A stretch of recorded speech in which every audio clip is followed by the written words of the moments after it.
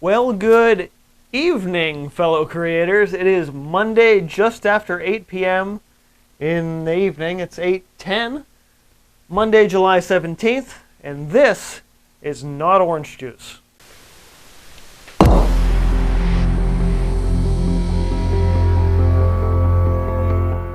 So, this is going to be one of those vlogs that's going to be interestingly shot throughout the week, because this coming weekend I will have other things going on. Notably, Sunday is the closing of my solo show Splatter Worlds, so I'm going to be at the gallery for a couple hours in the late afternoon into the evening to kind of finish and wrap that up for anyone who hadn't seen the show already, and then can come see it and hopefully get maybe one more sale before the end of it. In the meantime, though, I've got some other things going on. I actually made a trip to Blix back, yesterday at this point, with a friend of mine. The two of us were looking for some color replacements for some of the recent pigment discontinuations for certain colors, and we were jumping back and forth with that stuff. The color I picked up, which I think going forward will jump in place of my Indian Yellow, which I ordered stuff about a month ago. I got some Old Holland New Masters Indian Yellow Orange Extra, which is a very orange color, and it's very close to the Old Golden one. So this is kind of a backup color when I need that color space. But the one I did pick up was some Nickel Azo Yellow, PY150. Here's what this color looks like mixed with my other colors. I really like the range I'm getting in terms of color mixing with this, so I think going forward this is definitely going to be an upcoming staple on my palette, especially going forward in new color spaces. I do like to to some degree rotate colors every few years. I can't remember if I brought this up in a previous vlog, but I did add some Chromium Oxide Green Dark to my palette about 6 or so months ago, and while I still have a little bit of my Cerulean Blue left, I'm actually switching out from this to a color that I've been squeezing more out of than the Cerulean, and that's Cobalt Turquoise. So turquoise being a space between a blue and a green.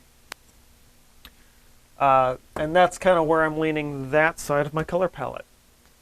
I feel like I did a little bit of an art haul or recap video before. There's some other stuff. There's some open transparent red iron oxide that I've been using recently. Some open thinner that I picked up. But that's not the most exciting thing, and not why I'm making a vlog on a Monday, or starting a vlog on a Monday, which is highly unusual for me. Oh yeah, I started this painting Saturday. That's another thing that happened.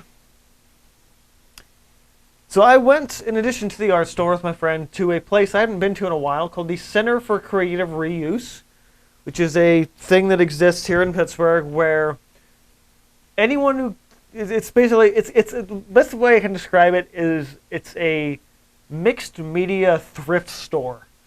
And they have a section of art supplies. I always, first and foremost, look for vintage pencils, things they don't make anymore. And while there are some of them, there had been some of them, specifically the Eagle turquoise pencils. I have a couple of them.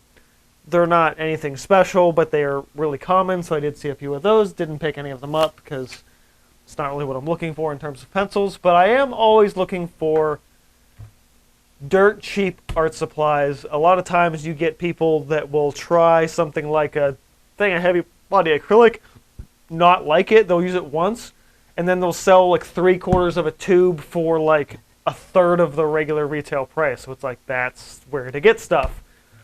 One thing I found yesterday was this giant wood panel, and I was like, this is great. And it's a great place to find frames, previous canvases. It was like a 30 by 40 inch canvas. It was a reasonable price, but because it was the thinner 3/4 inch profile, I was like, I don't think that's really worth it. Like, there was nothing wrong with it. It just was too big and not really what I was looking for. I wasn't even looking for another painting support. I actually specifically didn't even buy canvas at the art store this time through because, honestly, it was like, I have enough stuff already. But this was $2. And I could tell by the profile and the sort of it has like a panel on top of like a relatively thin panel on top of these bars. Like, this was a store-bought canvas. Or canvas, store-bought wood panel. I wonder why I'm not turning around. Well, we're getting there. So this in store would probably be in the range of 30 to 40 bucks. And I got it for $2. But here's why I got it for $2. Somebody else painted on this already. But I looked at this, and I'm like, well, I'm pretty sure this is oil paint, which is why it got muddy very quickly for whoever was working on it. Interestingly, I can actually see what they were thinking. This is very clearly a stop sign or like a lamppost. I keep thinking it's a lamppost. There are a lot of artists that do these very impressionistic, stylized paintings, and I think this was probably an attempt at doing that. But very quickly, this person realized, oh, this got muddy extremely fast. So it looks like it's probably oil, but I'm also not entirely sure. It's shiny enough that it could also just be acrylic, probably a fairly cheap acrylic. And based on the edges, I could tell that they gessoed this with latex house paint, which is another terrible thing you should never do, especially to wood panels. Probably made the muddiness of this part of the problem. My guess is they were watching some video where somebody told them, hey, if you're going to do anything on canvas or wood, you have to gesso it first, but you don't have to do that, especially with a prepared wood panel you bought it at the store. So by the looks of things, that created a smooth surface, which created a muddy surface for their paints, and they made this monstrosity. But I didn't buy it for the monstrosity. I bought it because it's a $2 wood panel, and I have a palm sander. It is exactly projects like this that made me ask for a palm sander last Christmas. So tonight's project is to get this thing sanded down. I don't know if I have a high enough sandpaper to really clean up the top surface, but at the very least the edges would be a good thing to do tonight.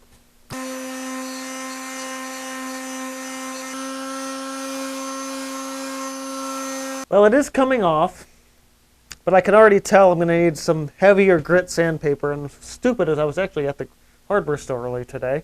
Didn't even think to pick any of this up, knowing that I was going to do this tonight.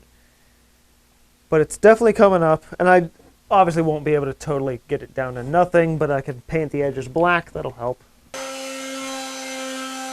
I'd say you can't,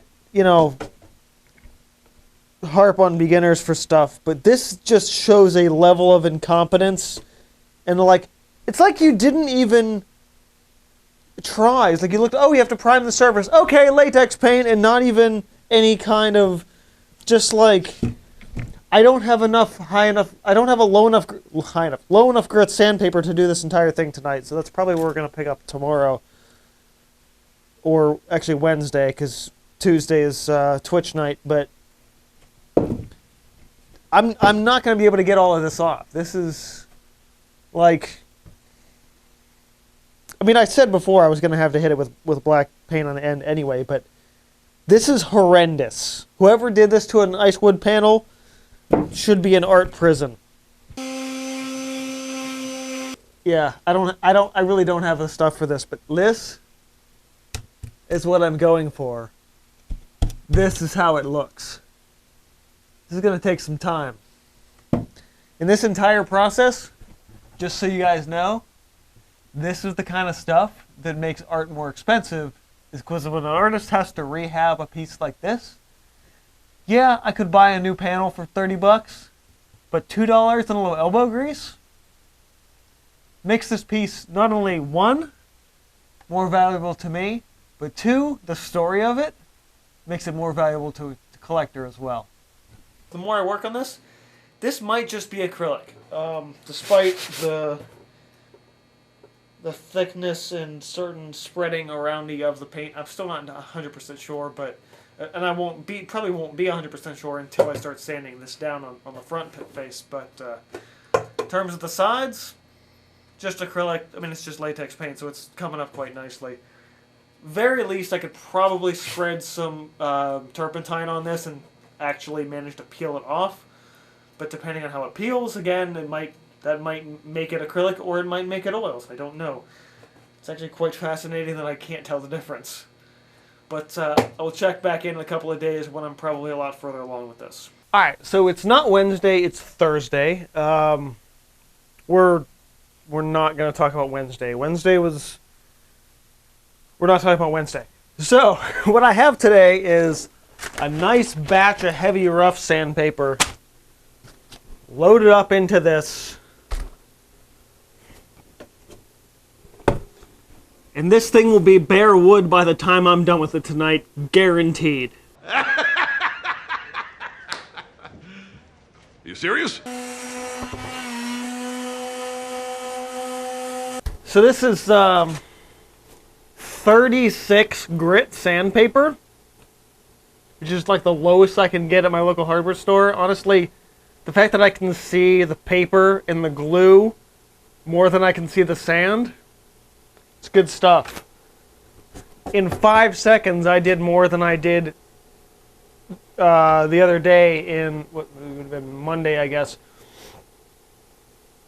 Yeah, I've already made more progress in like 10 seconds than I did in a half hour on Monday.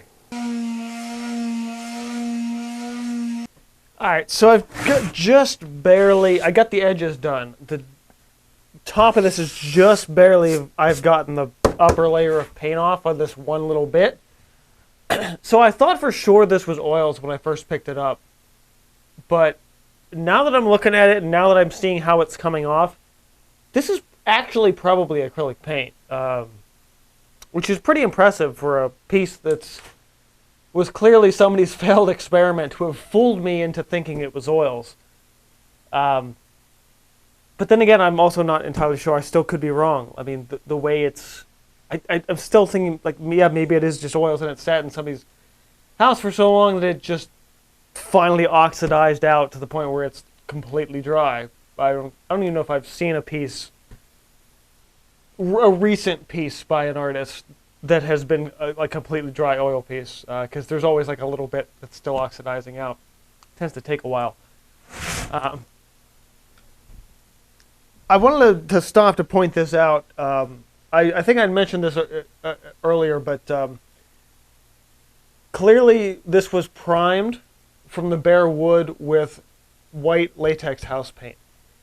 And while it pretty easily came off of the sides, because I'm guessing whoever did this didn't really think about the sides that much. They definitely didn't paint the sides anything other than white. But just even with the heavy sandpaper, that white is really struggling to come off. And that's why you do not use, one of the reasons why you do not use latex white house paint primer in place of gesso. Latex house paint primer is not a replacement for gesso for two reasons. One, because it dries essentially and usually in a very flat, non-porous surface. Now, it can be useful in that way if that's what you're going for as an artist. But the vast majority of the cases are it's not, the two are not interchangeable. It's like, oh, just prime it white. Oh, I got white primer in the basement. I'll just use random white primer. No! And I can guarantee you that the person who tried to paint whatever they were painting here, which I'm still pretty sure is sort of a city scene that got really messy really quickly, I think they didn't know what they were getting into. And I don't know the person, I will never know the person, but part of me is like, I just want to sit down and have a conversation with them to understand where they were coming from. I mean, I figure I probably know where they're coming from. They looked up a YouTube video that said, you have to prime your support, even though you don't necessarily have to do that with wood. And if this isn't oils, you definitely didn't have to do that with oils, or for oils. but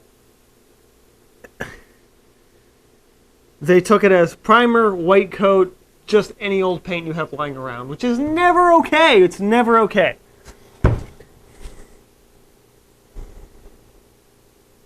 I'm building up this story in my head of what this person's experience was. And what's actually, as satisfying as this is to sand this thing down, it actually is bumming me out a little bit, because I imagine after this, somebody probably told them paint big, get a nice big one, do something large. But because they went in so blind as to how paint works and how to use it and didn't educate themselves, they probably had a very terrible experience. And in donating this to the secondhand art store, probably said to themselves, I'm never going to paint again. And I know this is just a scenario I've built up in my head, but that makes me really sad, because, and it's why I make videos on YouTube, is because there's a lot of misinformation out there, and a lot of stuff that a lot of artists that have the best intentions, but will share something with a beginner, and most people looking for art videos on YouTube are probably beginners, unless you're insane like me and are looking for things to piss yourself off. I really hope that this wasn't the end of this person's creative journey. Because this was if in any capacity, this piece was somebody's failure. I'm happy I can give it a new life, but I really hope they didn't give up on painting and creating, because this happened to them once. And everything, like whether this was oil or acrylic, because they were painting on that super smooth latex paint surface, that caused them more of the problems than any of the paint did, or any tutorial they followed or anything. The problem was not with them, it was with that base surface. Perhaps that's a video I need to make in the future, is why you shouldn't use latex paint in place of gesso. But for today, I'm just learning about this person's experience through painting just by sanding this down, and that's, again, simultaneously intriguing to me, but a little depressing. Because I've seen time and time again people think that I'm just not a painter because it didn't work once. I really hope this was a failed experiment from somebody that took their work further, but I also know that there's a high probability that this person never picked up a brush again.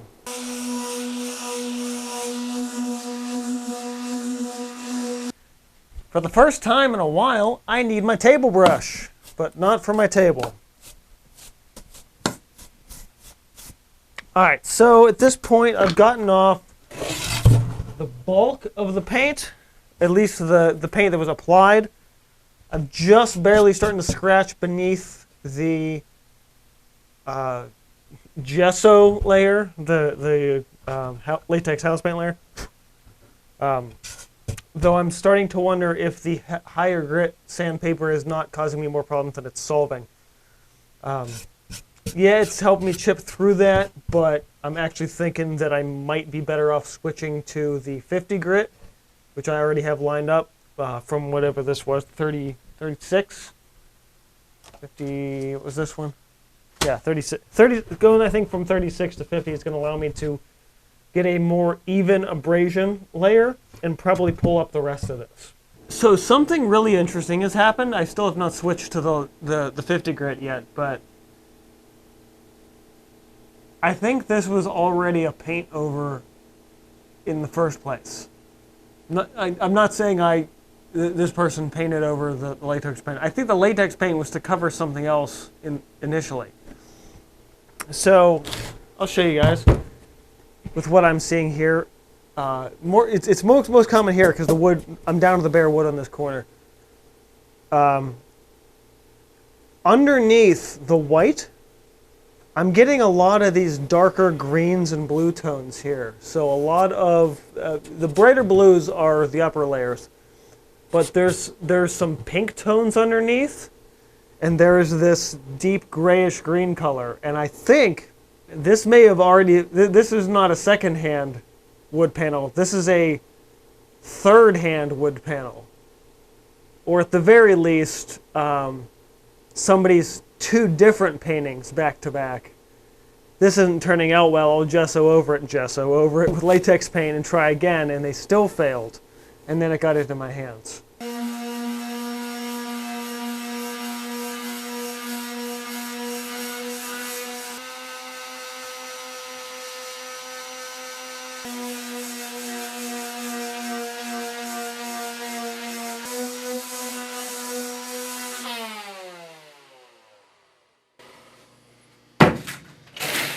Getting there. Slowly. Alright, sander's pretty hot at this point. But I think I can finally afford to switch back to the 50 grit. Oh yeah, this was the much better option. And I'm still burning through a sheet in about 5 to 6 minutes. But I am making some huge progress on this thing.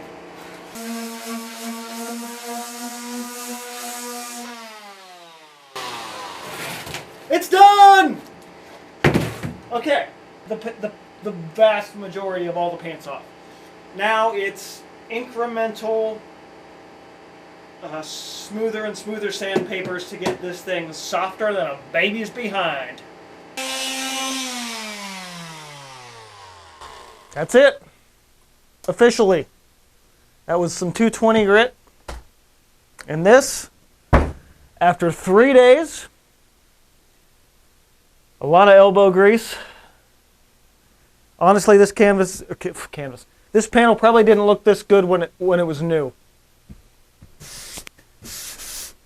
I'm gonna give this thing a hit with a wet rag and actually seal it properly. But first, I have to clean this table off because there is gray, particly dust everywhere. So, luckily, I have a table brush for just such an occasion. Although, I might be better off just taking everything off the table and shaking the cloth out. But we'll see.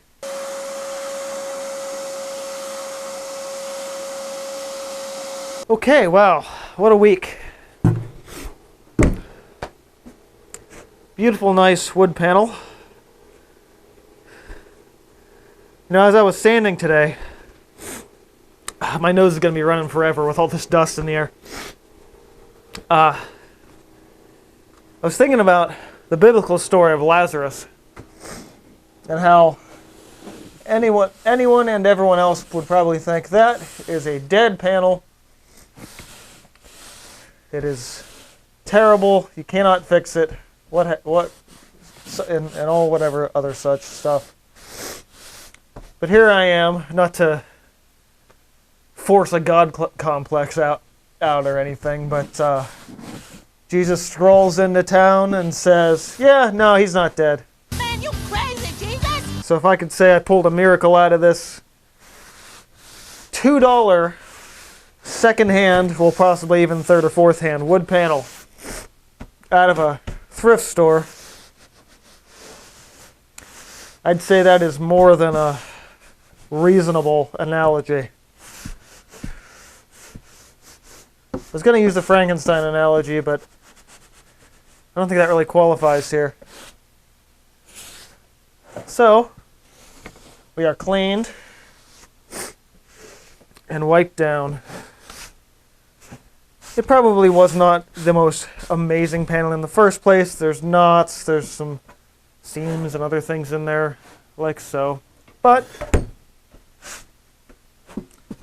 for $6 in sandpaper and $2 for the panel, that is like 70% cheaper than just buying one at Blick's.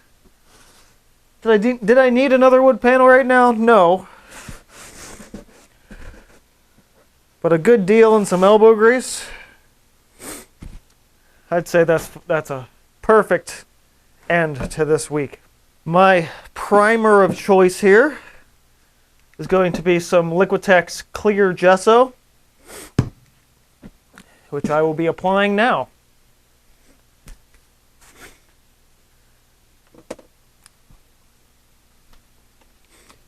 And using our last few minutes in the vlog to say thank you for watching. Keep on creating. Check me out on socials in the description box below, including community Discord. Sign up to the newsletter on the website. And yeah. I will be closing out my solo show in 2 days, at least in two days in terms of recording, 1 day by the time you guys see this.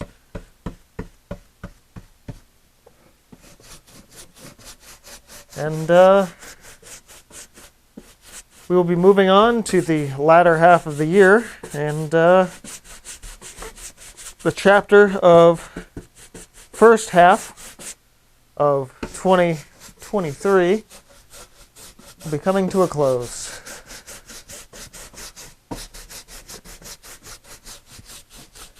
I hope all of you have a wonderful and restful weekend, or whatever your next couple of days are off from work or school or what have you. Probably not a lot of people in school. It's the middle of summer, but still, could be, summer classes and such.